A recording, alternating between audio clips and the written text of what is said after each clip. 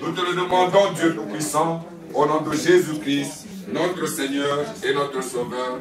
Nous t'avons ainsi prié. Amen.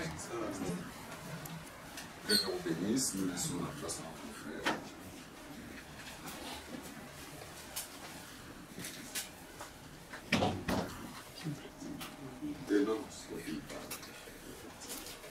Que le Seigneur vous bénisse tous richement. Nous sommes encore heureux de nous rassembler. Et notre rassemblement devrait être d'une importance pour chacun de nous par rapport au fait que nous savons que nous nous rassemblons pour que Dieu lui-même nous parle. Moi, je suis votre frère, je suis debout devant vous, mais nous nous rappellerons toujours ce que Corneille disait alors que Pierre s'est tenu devant eux. Nous sommes devant Dieu, pas devant toi, pour entendre ce que Dieu t'a ordonné de nous dire. C'est vrai que il y a beaucoup de rassemblements ici sur la terre, les églises font des grandes réunions, il y a des stades parfois qui sont remplis, puis les hommes sont rassemblés pendant des heures, mais la grande question qui se pose, qu'est-ce qu'ils écoutent dans leur rassemblement? Qu'est-ce qu'ils écoutent pendant des heures? Mais Corneille, alors que c'était la première fois qu'il rencontre un homme de Dieu, parce que Dieu lui avait dit, fais venir Simon qui te dira les choses par lesquelles tu seras sauvé. Donc il y avait une profondeur qui devait exister en Corneille par rapport au salut. Alors fais venir un homme qui te dira les choses par lesquelles tu seras sauvé. Et tant dans cette attente, Corneille pouvait dire, dis-nous les choses que Dieu t'a ordonnées. Donc nous sommes aujourd'hui ici réunis. Moi, je connais peut-être beaucoup dans ma profession. Je suis ingénieur électricien. Je pourrais aussi raconter beaucoup de choses dans mon domaine. Mais nous ne sommes pas réunis ici pour que quelqu'un vienne communiquer sa connaissance personnelle. Nous sommes ici parce que réellement il y avait des choses que Dieu avait ordonnées. Amen. Pas seulement dans le temps présent, mais si nous avons l'occasion, nous pourrons lire, voir que les choses qui nous sont annoncées ont une origine éternelle. Nous prendrons, par exemple, dans Matthieu 13. Bon, avant de prendre Matthieu 13, nous prenons Jérémie 33, c'est presque les mêmes paroles.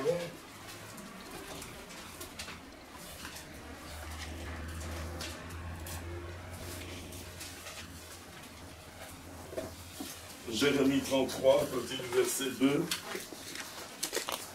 Ainsi parle le Seigneur qui est en train de faire ces choses, le Seigneur qui les conçoit et les exécute. Donc les choses que Dieu est en train de faire sont des choses qu'il a conçues lui-même et qu'il est en train lui-même d'exécuter. Verset 3. Invoque-moi et je te répondrai. Je t'annoncerai des grandes choses, des choses cachées, que tu ne connais pas. Amen. Amen. Alors, les choses cachées que tu ne connais pas, nous allons maintenant dans Matthieu 13.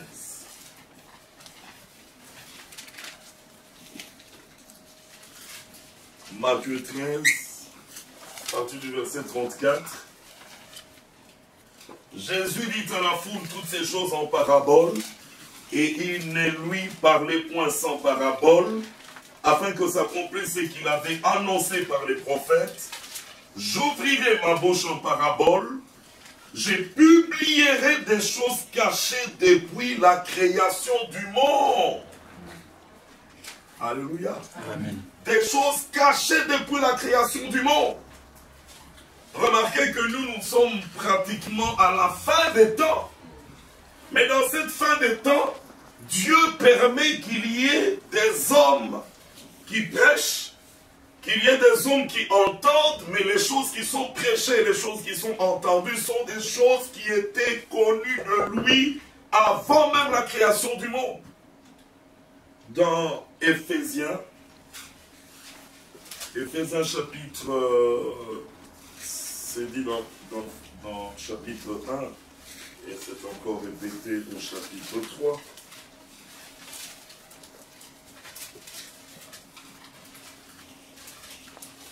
Éphésiens 1, au verset 9.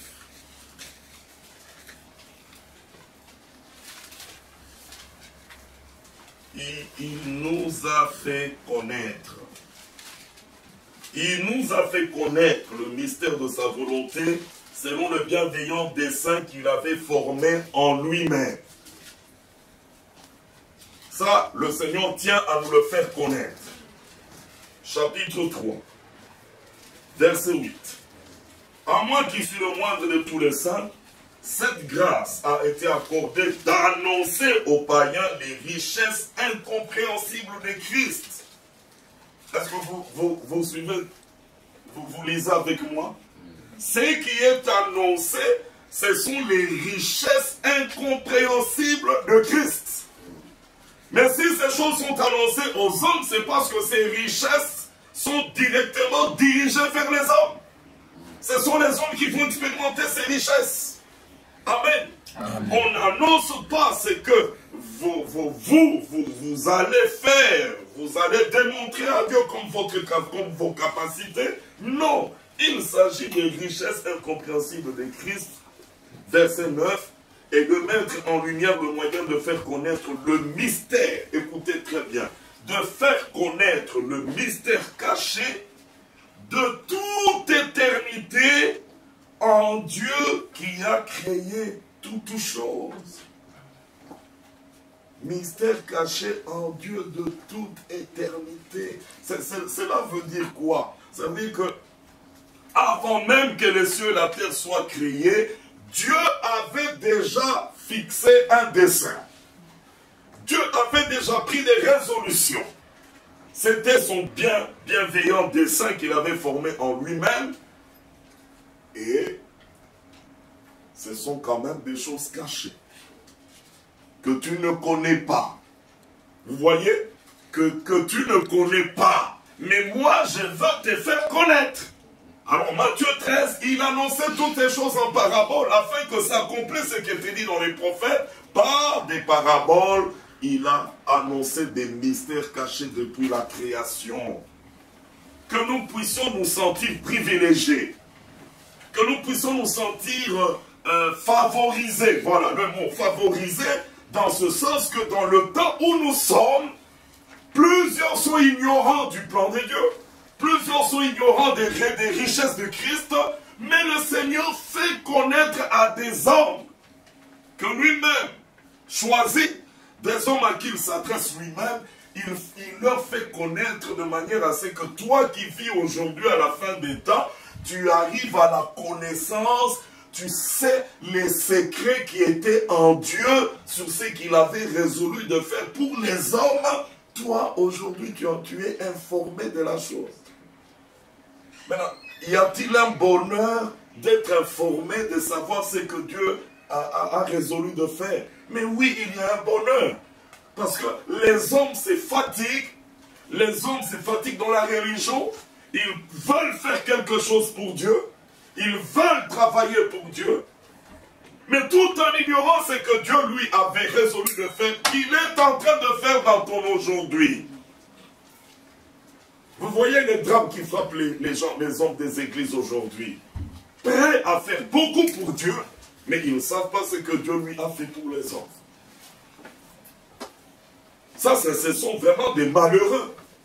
Ils auront fait beaucoup de sacrifices, ils auront été zélés, mais au bout du compte, tout ce qu'ils ont fait n'a aucune valeur devant Dieu. Et pour la vie éternelle, ça ne compte même pas pour la vie éternelle ou pour aller au ciel. Alors la Bible dit, mais à quoi sert-il à un homme de gagner même le monde entier s'il doit perdre son âme? Est-ce que vous comprenez que la question, c'est une question de vie ou de mort qui nous conduit à respecter la parole de Dieu, à rechercher la parole de Dieu, parce que nous voulons que nos âmes soient sauvées. Amen. Amen. Que l'homme sage ne se glorifie pas de sa sagesse, que l'homme riche ne se glorifie pas de sa richesse, que l'homme intelligent ne se glorifie pas de son intelligence. Nous aurons peut-être été des grands hommes sur la terre, nous aurions fait beaucoup de choses sur la terre, mais au bout du compte, quelle est notre issue? Quelle est notre destinée? Si on doit perdre notre âme, à quoi cela aurait servi que nous ayons même vécu sur la terre? Amen. Amen. À quoi cela aurait servi? Parce qu'il y en a, quand ils voient que non, bon, finalement, dans la suite du temps, il n'y a rien à attendre, qu'est-ce qu'ils disent? Mangeons et buvons, car demain, nous mourrons. Alors, ce sont des mauvaises compagnies qui, eux, ne pensent pas à l'éternité. Mais quand vous lisez dans Ecclésiaste, la Bible dit, Dieu fait toutes choses bonnes en son temps. Il a même placé la pensée de l'éternité dans le cœur de l'homme. Donc, si toi, l'éternité ne t'intéresse pas, bon, tu ne verras pas la valeur de ces richesses incompréhensibles de Christ. Si toi, vivre éternellement, obtenir le salut de Dieu ne t'intéresse pas, ça ne servira à rien d'entendre les choses que Dieu avait ordonnées d'être prêchées. Mais heureux ceux qui ont soif et faim du royaume de Dieu. Heureux ceux qui ont soif et faim de la justice, car ils seront rassasiés. Et dites à ceux qui ont les cœurs troublés, voici votre Dieu, il viendra lui-même. Mais qui a le cœur troublé? Mais ce sont ceux qui désiraient dans leur cœur se sentir agréés de Dieu, se sentir acceptés de Dieu et obtenir la faveur de l'éternité. Si ce désir n'est pas en toi, tu vas dire comme les autres, mangeons, buvons, car demain nous mourrons. Amusons-nous, mais ne nous occupons pas de la suite des temps. Mais c'est toujours Ecclésiaste, si je ne me trompe pas, là où il s'adresse à la jeunesse, il dit, jeune homme, réjouis-toi dans les jours de ta jeunesse. Fais ce que ton cœur désire, réjouis-toi, mais sache qu'au bout du compte, il y aura un jugement. Amen. Amen. Donc que le Seigneur nous donne de comprendre les richesses incompréhensibles de Christ et qu'il veut nous faire connaître ce qu'il avait résolu. Quand nous pouvons penser qu'il y a un créateur du ciel et de la terre, quand nous pouvons penser qu'il y a un vrai Dieu capable de faire des miracles, capable de bouleverser, de changer les temps, les circonstances, ce Dieu-là avait pensé à toi. Ce Dieu avait réfléchi pour ton salut. Aujourd'hui, il y a des phénomènes qui ne sont pas discutables. Il y a la mort qui est une évidence aux yeux de tous.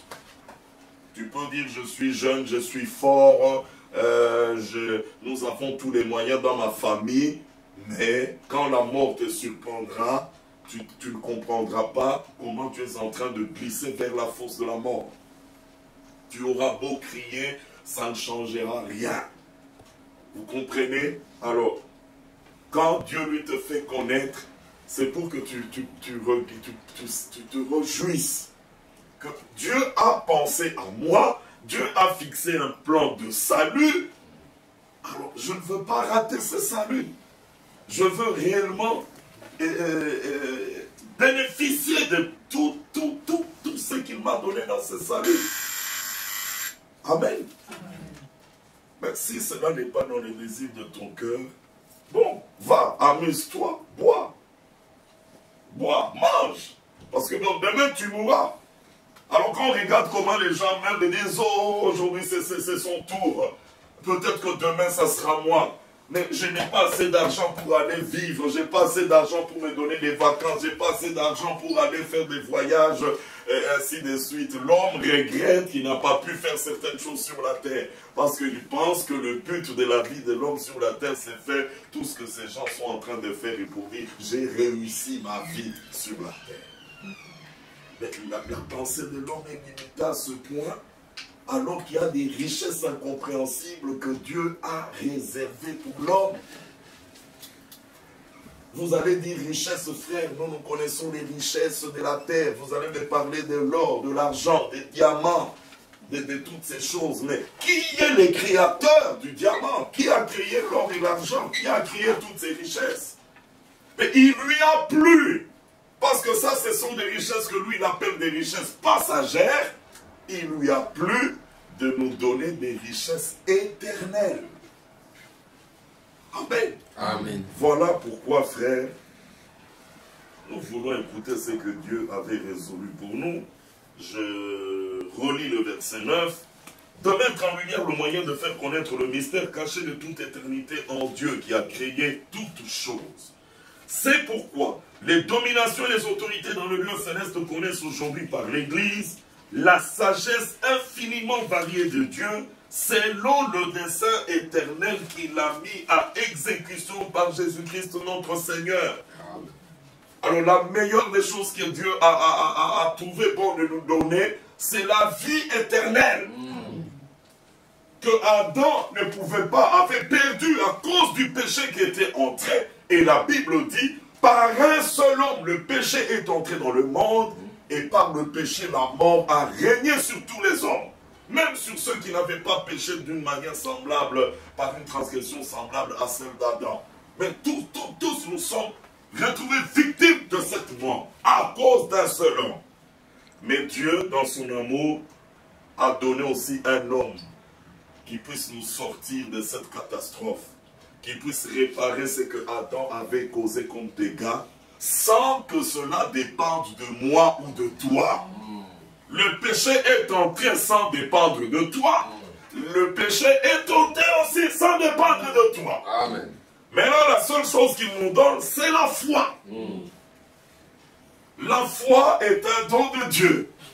Nous parlons des richesses, n'est-ce pas? Mais constatez aussi que même la foi est une richesse qui n'est pas donnée à tout le monde. Regardez comment quelqu'un peut souffrir toute sa vie parce qu'il n'a pas simplement la foi. Le contraire de la foi, c'est l'incrédulité. Et l'incrédulité amène l'angoisse, l'incrédulité amène la peur, l'incrédulité amène la servitude au diable, l'incrédulité amène la peur devant la maladie, l'incrédulité amène toutes ces choses parce que tu te considères encore sous la première condition d'un homme perdu. Alors qu'il y a un salut qui a changé la condition de l'homme pour que tu sois de perdu. Maintenant, là, tu passes de l'incrédulité à la foi et par la foi, tu accèdes à toutes ces richesses que Dieu nous a données gratuitement. Guérison, c'est accordé gratuitement. La paix du cœur, c'est accordé gratuitement. L'assurance de la victoire, accordé gratuitement, jusqu'à ce que nous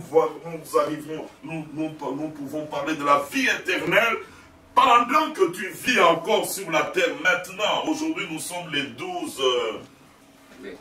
12 mai 2011, pendant que tu vis, tu possèdes déjà la vie éternelle. C'est pas que tu l'auras, tu as déjà la vie éternelle.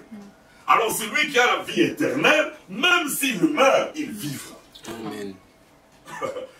Ça, c'est une réalité. C'est quelqu'un qui a reçu la foi et qui est convaincu. Il sait de quoi il parle. Même si le diable le menace comme ça devant son chemin, il dit, mais qu'est-ce que tu pourras contre moi, un homme éternel? Dieu nous a pris des hommes mortels pour faire de nous des hommes immortels. Dieu a pris de nous des hommes terrestres pour faire de nous des hommes célestes. Est-ce que tu crois que tu es immortel?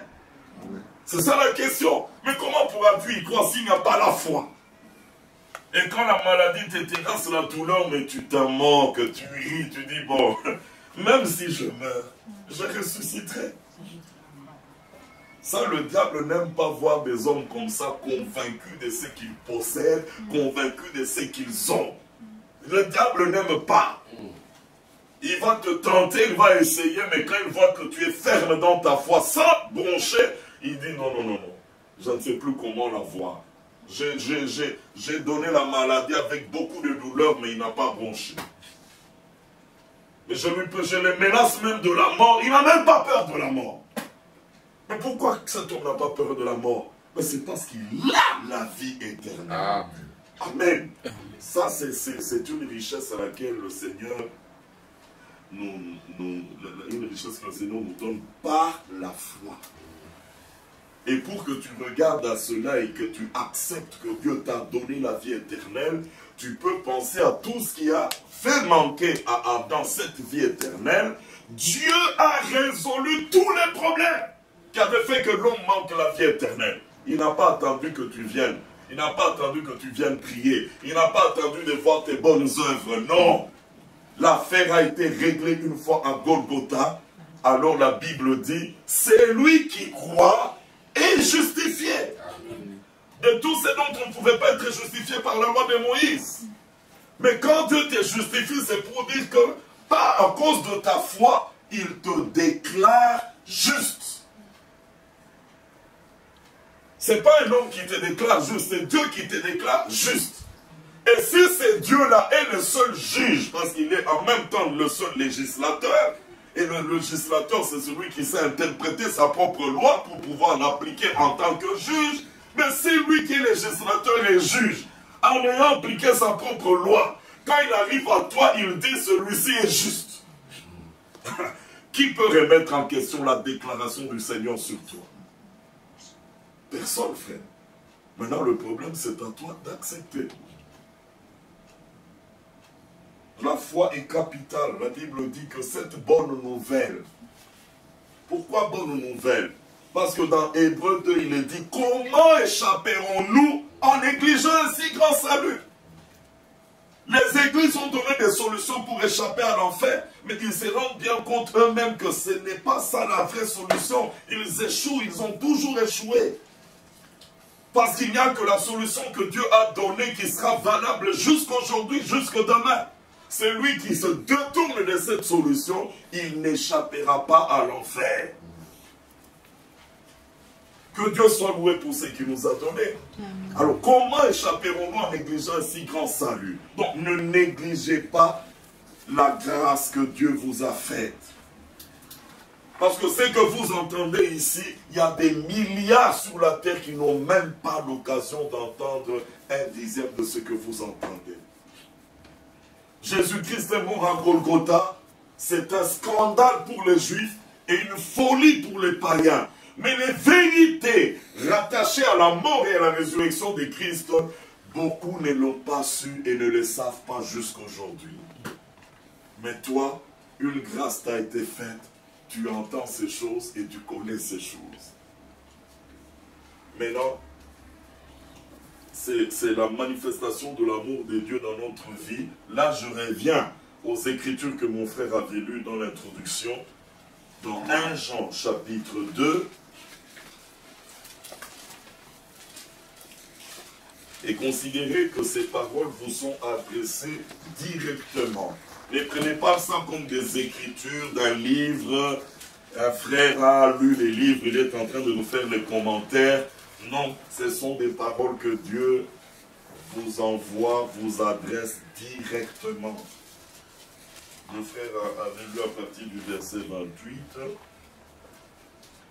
Et maintenant, petits enfants, demeurez en lui, afin que lorsqu'il paraîtra, nous ayons de l'assurance, et qu'à son avènement, nous n'ayons point la honte d'être éloignés de lui. Amen. Amen. Celui qui n'est pas concerné se dira, mais de quoi parle-t-on ici? D'être éloigné de qui? L'avènement ici, c'est quel avènement? Parce qu'il ne connaît rien de tout cela.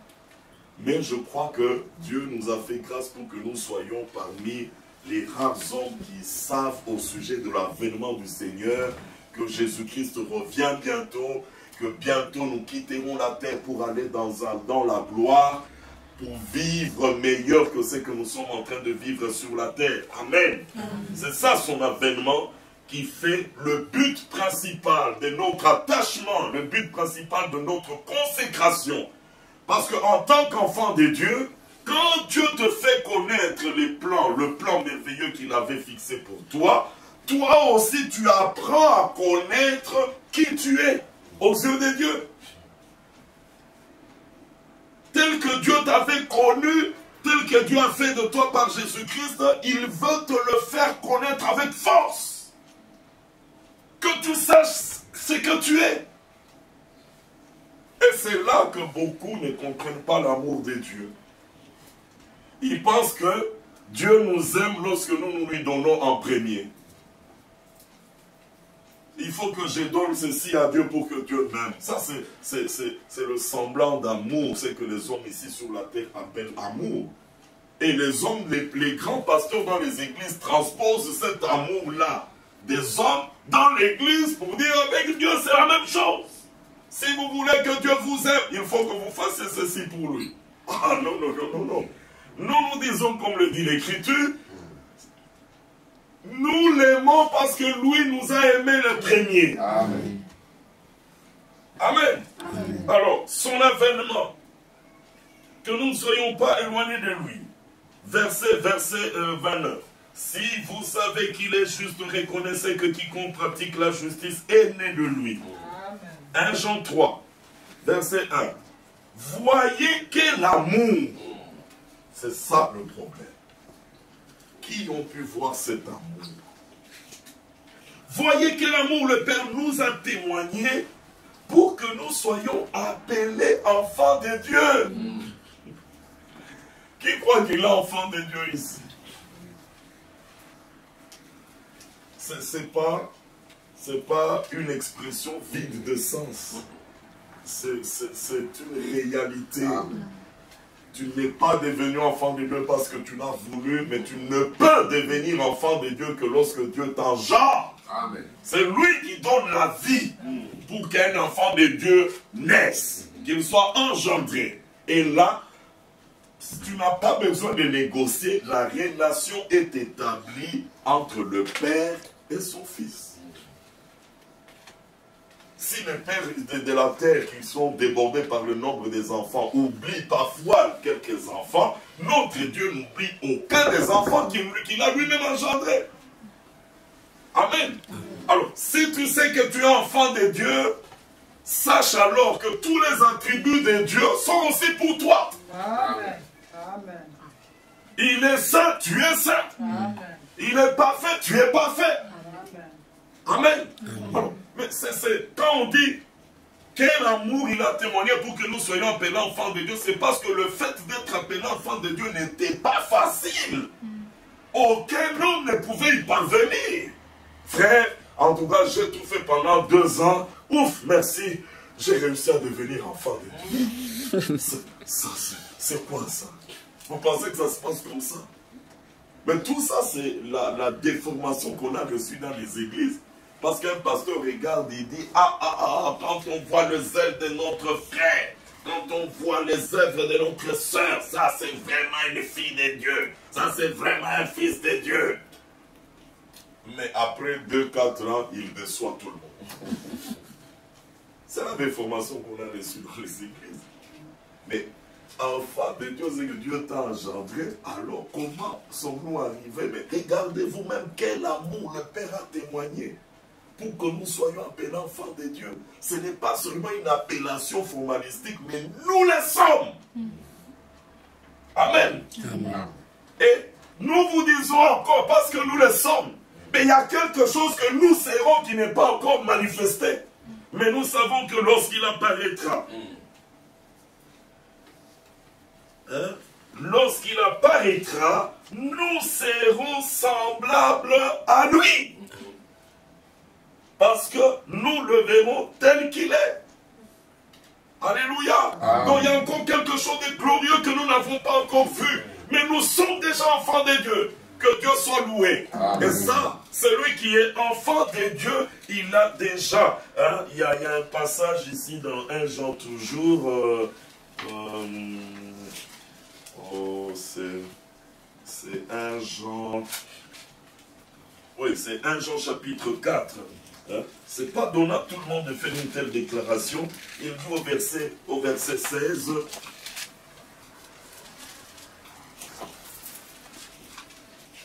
Jean 4, verset 16. Et nous avons connu l'amour que Dieu a pour nous. Et la suite, c'est quoi? Et nous y avons cru.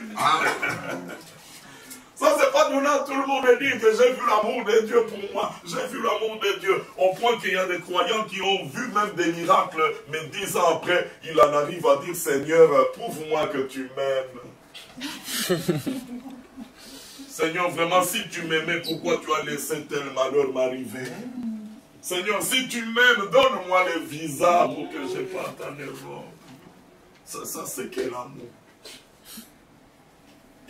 Malgré les miracles qu'il a vus, mais jusque-là, il n'a pas la certitude de l'amour de Dieu. Mais ici, nous disons, nous avons connu l'amour que Dieu a pour nous. On n'a pas de doute, on n'y réfléchit plus, c'est prouvé.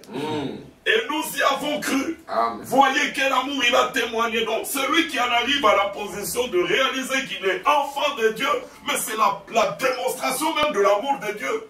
Qu'est-ce que tu cherches encore de plus? Ça serait insensé de voir un enfant de Dieu qui vient là, c'est Dieu, montre-moi, prouve-moi ton amour.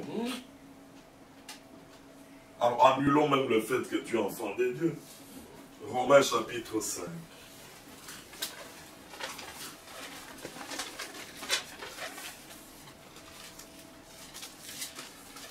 Verset 5. Or, l'espérance ne trompe point parce que l'amour de Dieu est répandu dans nos cœurs par le Saint-Esprit qui nous a été donné. Amen. Car, lorsque nous étions encore sans force, Christ au temps marqué est mort pour des impies. À peine mourrait-on pour un juste. Quelqu'un peut-être mourrait pour un homme de bien. Mais Dieu prouve son amour envers nous. Vous voulez la preuve? Mais la preuve est déjà donnée. Vous voulez encore quelle preuve? Dieu prouve son amour envers nous en ce que lorsque nous étions encore des pécheurs, Christ est mort pour nous. Oui ou non, Christ était mort? Il est mort. Amen. Mais quand il est mort là, ayez la révélation qu'il est mort pour toi. C'est à cause de tes péchés, à cause de ta culpabilité. Ne peut comprendre la valeur de la mort de Christ que celui qui a d'abord réalisé qu'il était coupable et perdu. Il cherchait une solution. Il a essayé dans une église de la religion.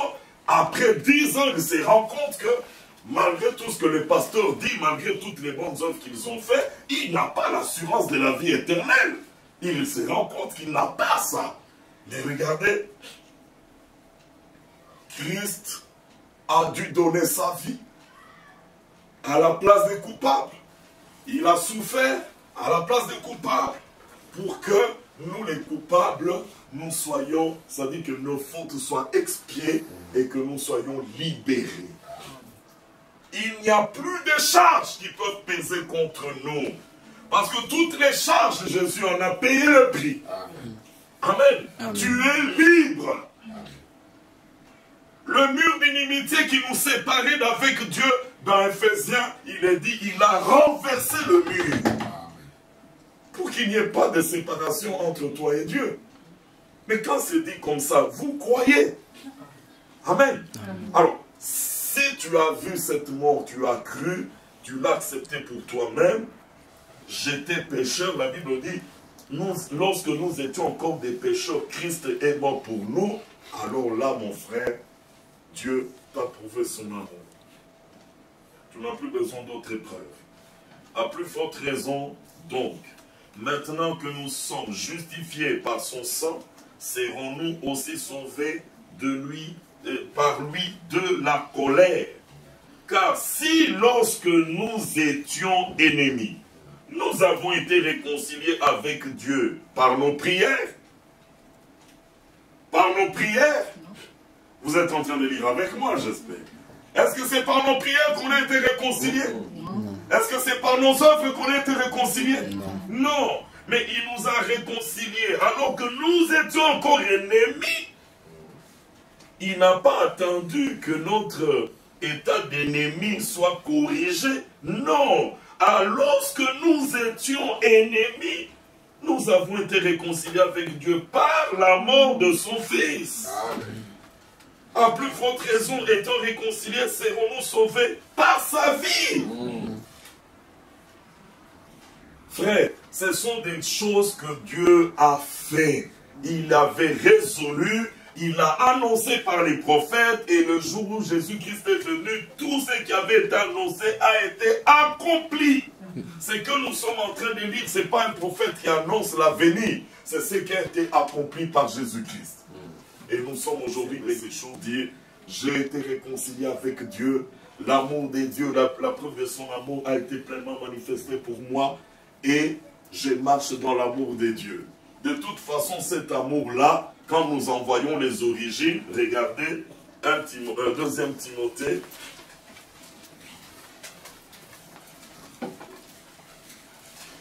Parfois les frères nous disent, mes frères, vous tapez trop sur les œuvres de la religion. Mais c'est ça le dernier combat qu'il y a. Sortir les hommes des fabrications des églises pour qu'ils soient introduits dans le véritable salut. Parce que nous touchons à la fin. Sinon on perd tout. On croyait être sauvé alors qu'on n'est pas sauvé. On croyait être chrétien alors qu'on n'est pas chrétien. 2 Timothée.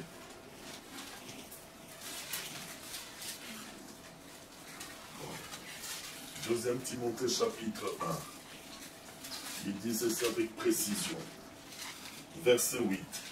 N'ayez donc point honte du témoignage à rendre à notre Seigneur, ni de moi son prisonnier, mais souffre avec moi pour l'évangile, par la puissance de Dieu. Verset 9.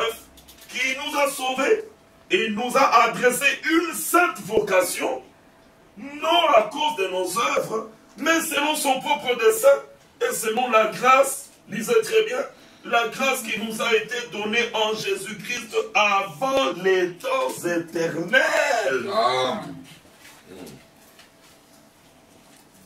Qui peut accepter des choses comme ça?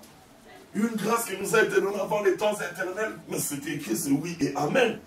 Une fois ça a été donné avant les temps éternels, mais la deuxième fois, la deuxième étape, je veux dire, verset 10, et qui a été manifesté maintenant. Maintenant, c'est la manifestation de cette grâce par la venue de notre Sauveur Jésus-Christ, qui a réduit la mort à l'impuissance et a mis en évidence la vie et l'immortalité par l'évangile. Amen. Amen. Sainte vocation, non à cause de nos œuvres. Prenons maintenant Tite. Juste après Timothée. Tite chapitre 3.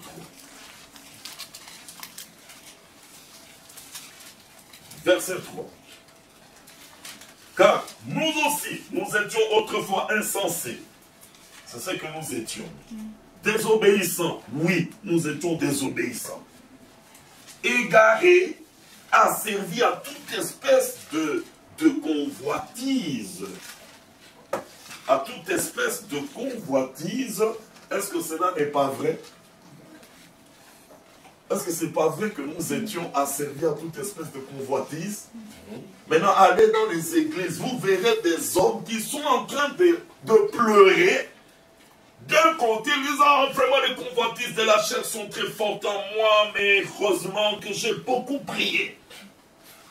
Vous pensez que les convoitises de la chair partiront prendre quand vous aurez beaucoup prié? Mais nous étions désobéissants, égarés, asservis à toute espèce de convoitise et de volupté. Maintenant, à un tel homme qui est asservi, vous venez lui dire, frère, si tu aimes Dieu, ne vole plus, ne mens pas, ne mens plus, ne triche plus, ne convoite pas, et ainsi de suite. Mais il est né comme ça. Nous tous, nous étions de leur nombre. On ne pouvait pas changer de vie. On ne pouvait pas se soumettre à la loi de Dieu. C'était impossible. Mais regardez la suite. Vivant dans la méchanceté et dans l'envie, dignes d'être trahis et nous haïssons les uns les autres. Verset 4. Mais, quand le mais est introduit, c'est pour montrer qu'il y a un changement de situation. Alléluia. Vous étiez, mais maintenant, lorsque la bonté de Dieu, notre Sauveur, et son amour pour les hommes ont été manifestés, il nous a sauvés. Amen. Non à cause des œuvres de justice que nous aurions faites, Non, mais selon sa miséricorde. Amen. Et par le bain de la régénération et le renouvellement du Saint-Esprit. Amen. Alléluia. Amen. Lorsque la bonté de Dieu, lorsque son amour pour les hommes ont été manifestés, pas tes prières, pas tes efforts, pas tes capacités, frère, moi je m'engage, frère, moi à partir d'aujourd'hui je vais, ça ne changera rien. C'est sa bonté, son amour qui ont changé notre condition. Il nous a sauvés. Quand on dit nous a sauvés, c'est qu'il a changé notre état. Notre âme est sauvée. Notre esprit délivré. Alléluia. Nos péchés pardonnés. Séparés de Dieu autrefois, maintenant réconciliés. Tu ne marches plus loin de Dieu, mais tu marches avec Dieu. C'est sa main qui te dirige. Il devient un ami fidèle pour toi. Voilà ce que Dieu a fait à cause de sa bonté et de son amour pour les hommes. Il nous a sauvés non à cause des œuvres de justice que nous aurions faites. Mais frère, quand vous insistez sur ça, les hommes risquent d'abandonner les œuvres. Oh, les œuvres sont importantes dans l'Église. Mais descendons au verset 8. Bon, continuons d'abord verset 6. Il a répandu sur nous avec abondance par Jésus-Christ notre Sauveur, afin que, justifiés par sa grâce, nous devenions héritiers dans l'espérance de la vie éternelle. Verset 8. Cette parole est certaine. Et je veux que tu affirmes ces choses. Quelles choses? Les choses que nous venons de lire. Pourquoi affirmer ces choses? Afin que ceux qui ont cru en Dieu s'appliquent à pratiquer des bonnes œuvres. Amen. Est-ce qu'il y a contradiction ici? Non, c'est pour montrer que ne peut produire les bonnes œuvres que celui qui est sauvé. Amen. Mais le sauvé n'est pas sauvé sur la base des œuvres. C'est lui qui fait reposer son salut sur la base des œuvres a déjà faussé la chose. Ce n'est pas un sauvé, comme on l'appelle dans la Bible, un racheté du Seigneur. C'est un religieux qui veut changer sa vie, qui veut produire des bonnes œuvres, qui veut ce que Paul appelait dans Timothée, les hommes auront l'apparence de la piété. Et Jésus regarde les pharisiens en disant, mais vous pharisiens hypocrites et méchants, vous n'avez pas pu entrer dans le royaume et vous voulez empêcher ceux qui veulent entrer. Voilà des hommes qui ne sont pas entrés dans le royaume mais qui veulent faire des bonnes œuvres. Alors plus bas il descend dans Matthieu 23, il leur dit, mais vous êtes comme des tombeaux blanchis, vous embellissez l'extérieur, mais au-dedans de vous ce sont des rapines, des choses mauvaises dans votre cœur. Voilà la condition du religieux qui n'est pas sauvé. Mais celui qui croit au Seigneur Jésus-Christ, il est sauvé et la prédication de la croix est une puissance pour le salut de quiconque croit. Amen. Parce que tout ce que Dieu voulait faire dans l'homme pour le changer, il a clôturé cette affaire à Golgotha. Amen. Amen. Il tient simplement à ce que vous ayez la foi en cela. Je l'ai dit, je crois, la dernière fois ici, qu'il y a des choses que vous pouvez demander à Dieu de faire aujourd'hui. Il le fera, si c'est dans sa volonté. Mais il y a des choses qu'il a déjà terminées. Pour toi, crois et expérimente la chose. Maintenant, la prédication est donnée de manière à annoncer, ça c'est 1 Corinthiens chapitre 2 qui le dit, que l'homme ne connaît les choses de l'homme que par l'esprit de l'homme qui est en lui. Et les choses de Dieu, lisons exactement les termes, 1 Corinthiens chapitre 2.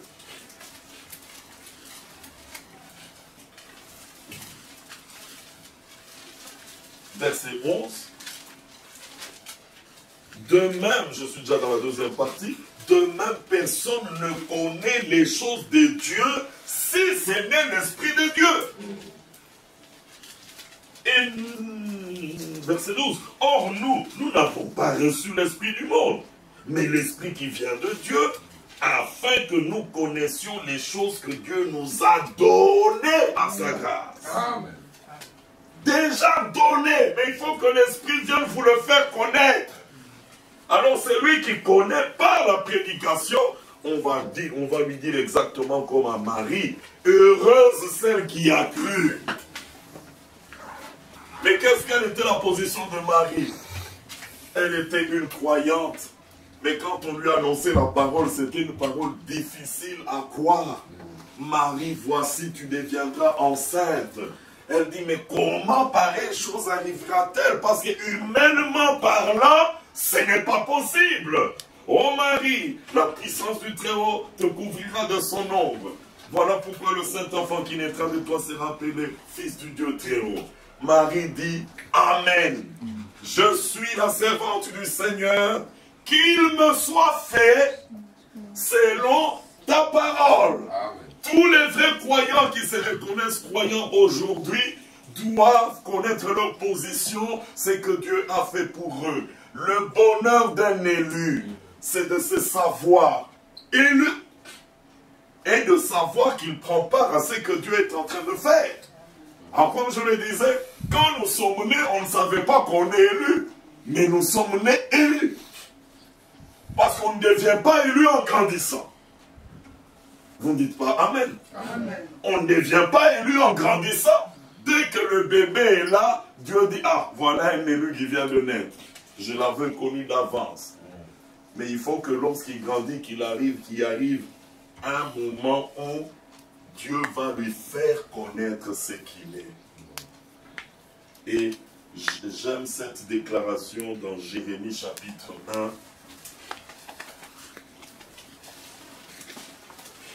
Je ne sais pas qu'on l'avait lu la dernière fois, mais je reviens sur cela pour montrer que c'est capital. Il dit, verset 4, verset 5, « Avant que je t'ai formé dans le ventre de ta mère, je te connaissais. » Qui peut aussi dire Amen aujourd'hui? Amen. Vous allez dire non, frère Georges, ça c'était pour Jérémie. Tu vois, quand même, Jérémie était un homme spécial, c'était un prophète. Mais moi.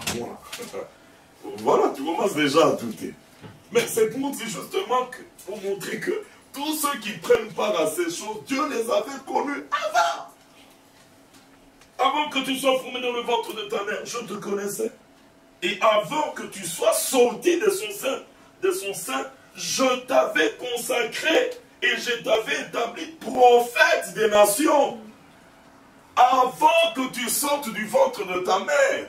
Maintenant, voilà un bébé qu'on tient dans les mains. On dit, oh, notre bébé, il est beau, il est ceci, il a un petit nez, et ainsi de suite. Mais vous êtes en train de tenir là un futur prophète des nations. Mais il ne deviendra pas prophète, il est né prophète. Il est consacré prophète. Alors pour nous, c'est la même chose. Dieu a pris des dispositions de manière à ce que, avant même qu'on naisse, les dispositions nous concernant ont déjà été fixées. C'est ça la prédestination. Il nous a prédestinés à devenir semblables à Jésus-Christ.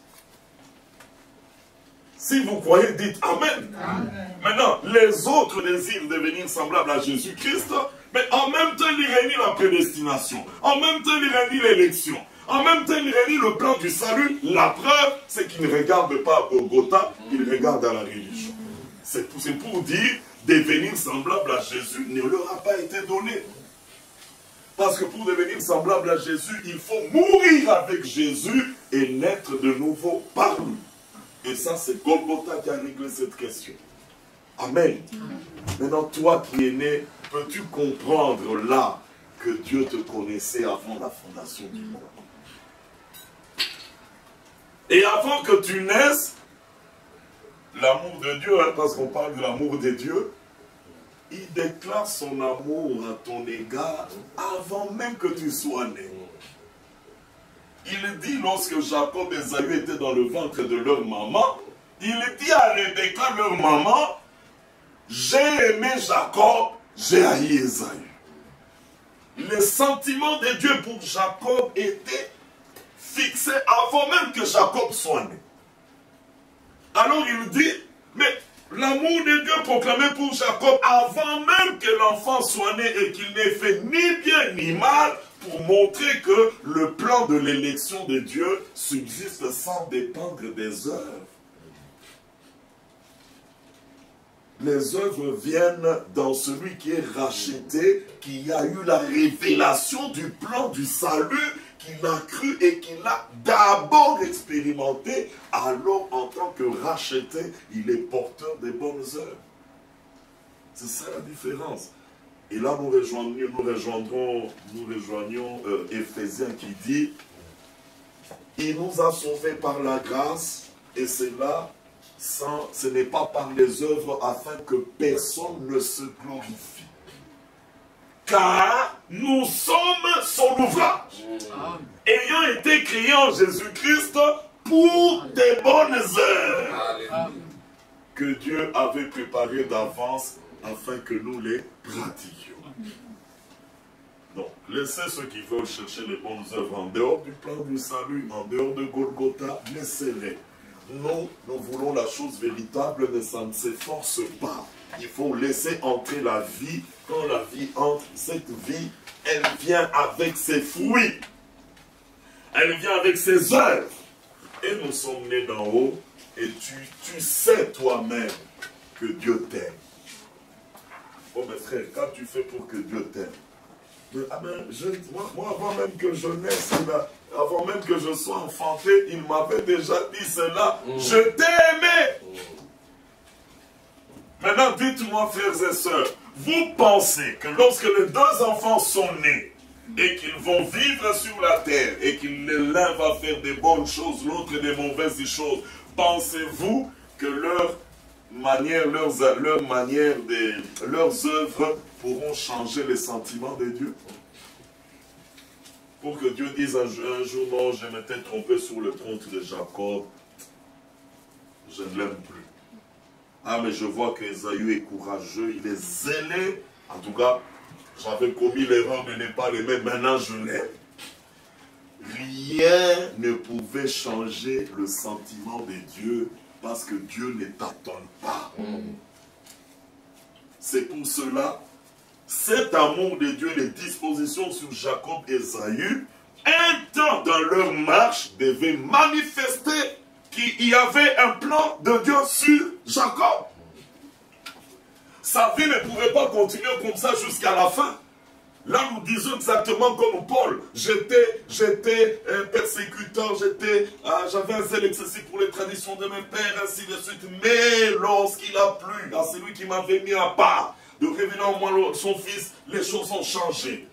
Alors cet homme, Jacob, il fallait que quelque chose arrive dans sa vie pour prouver qu'il y avait un plan de Dieu pour lui. C'est que le droit d'aînesse était sur Ésaü, mais la parole de Dieu disait déjà, l'aîné sera assujetti au plus jeune.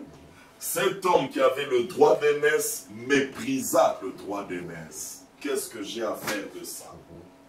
Alors que mon ventre est en train, je suis affamé. Prends le droit d'aînesse, donne-moi la nourriture. Mais pendant que Jacob, lui, il pensait, qu'est-ce que je peux faire pour avoir le droit d'aînesse? Il aspirait à cela. Voilà l'homme spirituel dont la vie se rattache au plan de Dieu. Il ne peut pas continuer en dehors du plan de Dieu. Il doit se retrouver dans la ligne du plan. Alors il aspire à ce que les autres n'aspirent pas. C'est que toi tu aimes ici avec Dieu, l'amour de Dieu, la paix de Dieu, la guérison. Il y a d'autres qui méprisent cela. Qu'est-ce que je vais faire avec ces dieux-là? Qu'est-ce qu'il me donnera? D'ailleurs, j'ai déjà tout. Moi, j'ai l'argent, j'ai une voiture, j'ai des maisons, j'ai mon job, ainsi de suite. Qu'est-ce que j'ai à faire avec Dieu? D'ailleurs, dans 5 ans, j'ai fait des économies pour que dans 5 ans, je fasse le tour du monde. Est-ce qu'il est sûr que dans 5 ans, il sera là? Ils font des projets à long terme. Est-ce qu'ils sont sûrs qu'ils seront encore là? Mais nous pouvons faire des projets pour dire, oh, j'ai pas eu l'occasion d'arriver à New York, j'ai pas eu l'occasion de voir ce territoire de l'Asie du Nord. Mais un jour,